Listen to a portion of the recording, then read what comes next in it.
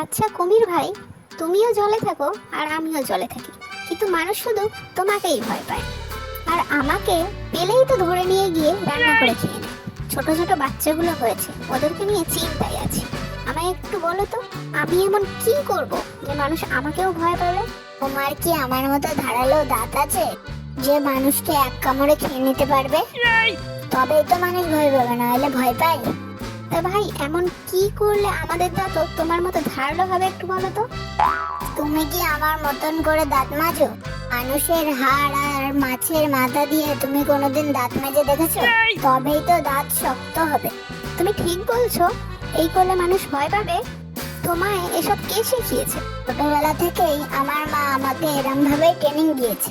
সামনের সপ্তাহে আমার বাচ্চাদের ট্রেনিং শুরু হবে, তুমিও আসতে পারো।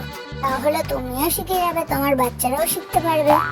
না ভাই থাক, আমার আর এসব শিখে কাজ নেই। নাহলে কোন দিন দেখবো আমারই মাথা নেই, আমার মাথা দিয়েই হয়তো তুমি ব্রাশ করছো।